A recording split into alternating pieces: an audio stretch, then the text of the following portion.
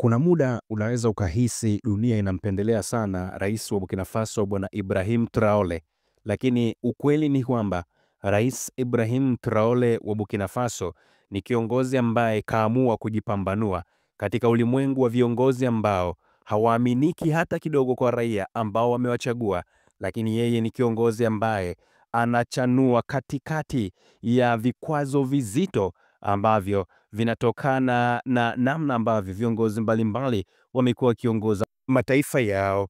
Sasa ndani ya miaka miwili tu ya Kapteni Ibrahim Traore keshafanya mambo mengi sana mazito ambayo pengine huenda viongozi waliokaa kwa miaka zaidi ya 20 hawajawahi kufanya.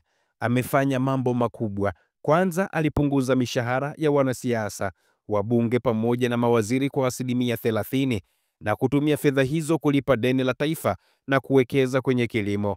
Kapteni Ibrahim Traore, rais wa Burkina Faso, anathibitisha kwamba mataifa ya Kiafrika hayana umaskini hata kidogo. Mataifa ya Afrika ni mataifa tajiri. Mataifa ya Kiafrika yanachokosa ni busara na utu wa watu ambao wanataka kuyafanya mataifa haya yaendelee kuwa chini ya utegemezi wa mataifa mengine. Yaani mataifa ya Kiafrika kwa asilimia kubwa hayapati viongozi ambao wana uchungu wa mataifa yao, bali inawapata viongozi ambao wanataka kutawala na sio kuwaongoza watu.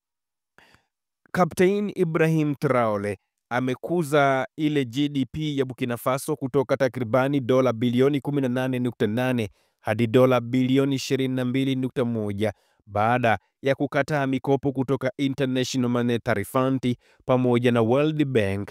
Mtakumbuka rais wa Burkina Faso Bwana Ibrahim Traore ni yeye ndiye ambaye amekataa kabisa kupokea fedha zozote kutoka Shirika la Fedha Ulimwenguni pamoja na Benki ya Dunia, kiasi ambacho kimemfanya akuze uchumi au pato la taifa kutoka dola bilioni 18 kwa mwaka hadi dola bilioni 22.1.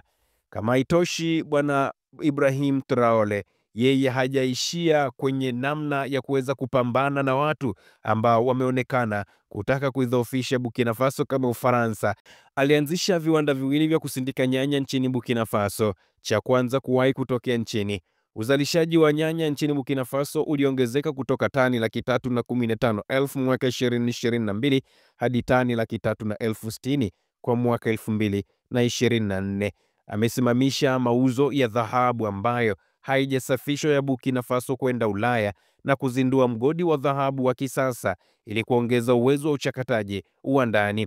Amejenga kiwanda cha pili cha kusindika pamba cha Burkina Faso na kufungua kituo cha kitaifa cha usaidizi cha kwanza kabisa cha usindikaji wa pamba wa kisasa ili kuwasaidia wakulima ambao wanazalisha pamba nchini Burkina Faso.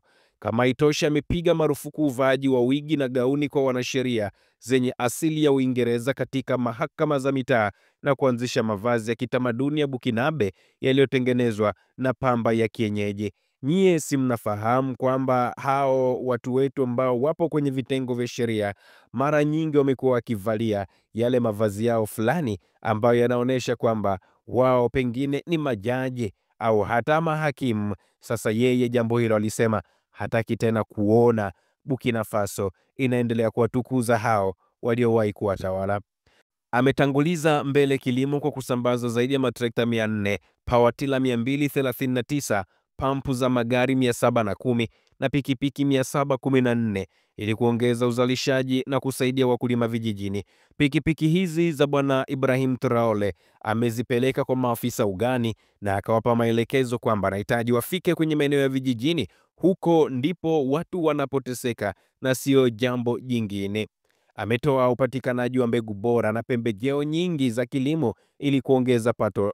Uzalishaji wa mtama ulipanda kutoka tani 907,000 mwaka 2022 hadi tani 1,100,000 mwaka 2024, huku uzalishaji wa mchele ukiongezeka kutoka tani 280,000 kwa mwaka 2022 hadi tani 326,000 kwa mwaka 2024. Ibrahim Traore serikali yake inajenga barabara mpya, kupanua zilizopo na kuboresha barabara za changarawe kuwa za lami. Amefanya marekebisho ya magereza ambapo wafungwa wanaweza kupunguza vifungo vyao kwa kuchangia shughuli za kilimo.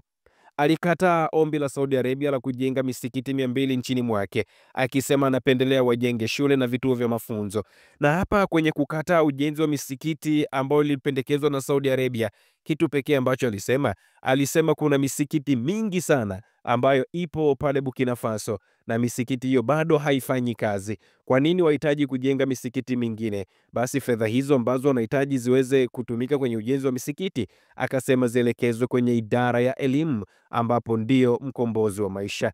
Alikataa mwaliko wa Donald Trump wa kuapishwa kwake, akisema alikuwa na majukumu muhimu ya kitaifa ya kuyashughulikia kuliko kwenda huko kushuhudia uapisho wa rais wa Marekani bwana Donald Trump.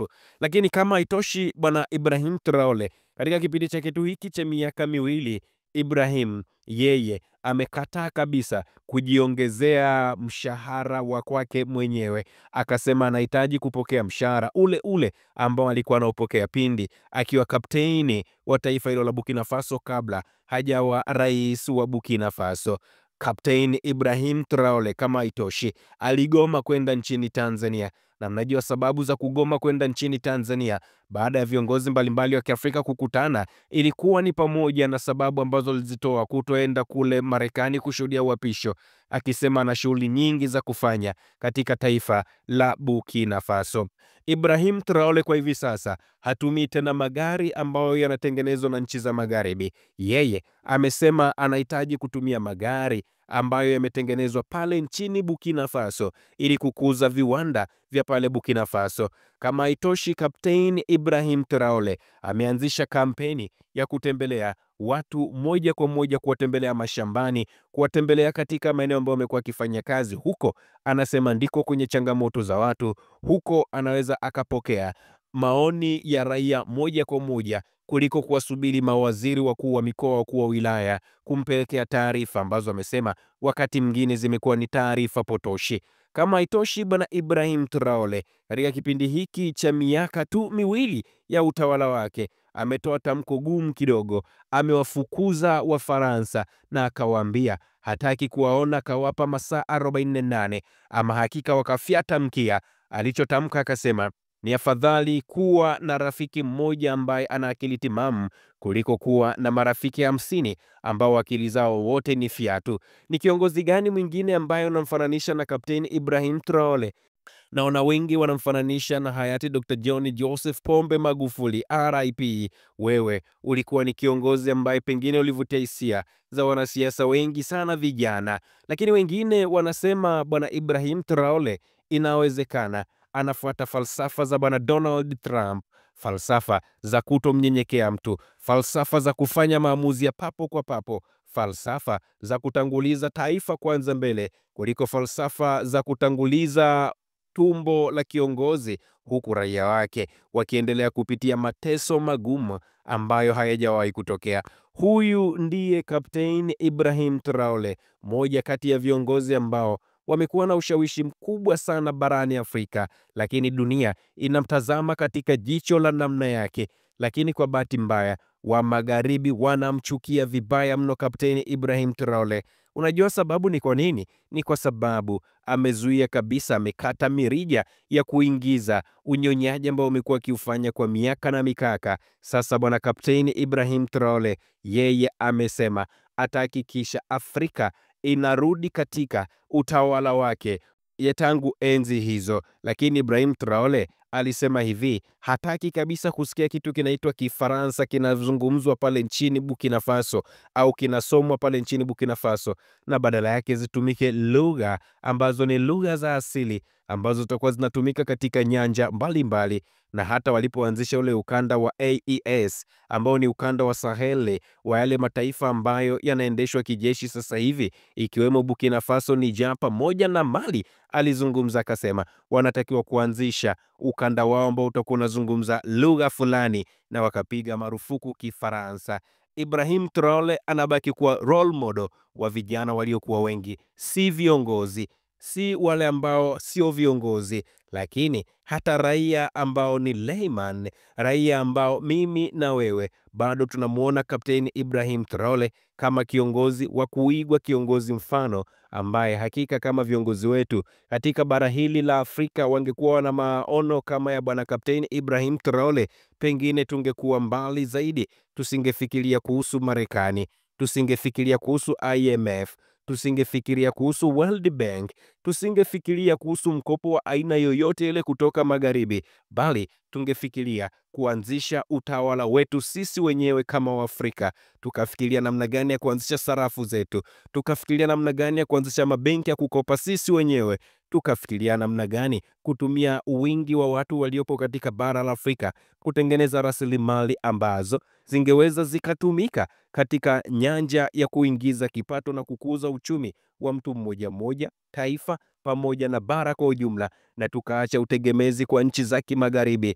Afrika tungepambana, tungejenga vyuo vyetu vizuri ambavyo tungewafundisha wanafunzi, tungetengeneza kizazi ambacho kinajua kutengeneza simu, kinajua kutengeneza kompyuta, kinajua kuchimba madini, kinajua kuyachakata madini, kinajua kujua makinikia ni nini, na kinajua kila prosesi ambayo inaifanya madini haya kuwa kitu imara zaidi kuliko kila uchao tunasafirisha malori kwa malori ya makinikia ya madini kwenda huko Ulaya, huko magharibi, na wao wanaturudishia vitu vikiwa vina thamani ya hali ya juu sana. Hatuna tofauti na wakati wa ukoloni ambapo wazee wetu walikuwa wanapewa shanga, halafu wao wanatoa madini kwa sababu walikuwa hawajui thamani zake. Lakini sasa hivi utawala umekuja ni wa tofauti kidogo. Wao wanakuja kuchukua madini haya kwa bei fulani, halafu wanatuletea simu ambazo wametengeneza kwa madini yetu, halafu wanatuuzia kwa mamilioni ya shilingi.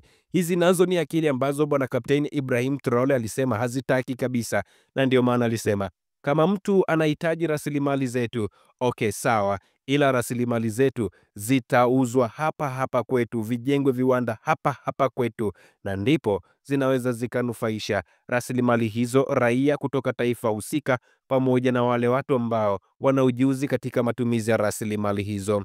Congratulations bwana Ibrahim Traore, still unatuinspire watu wengi sana, hata sisi ambao sio viongozi.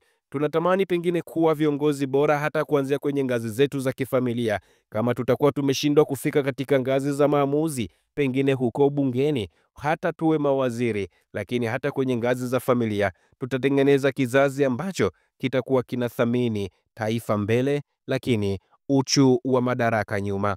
Usisahau kusubscribe, like na kubonyeza alama ya kengele. Asante.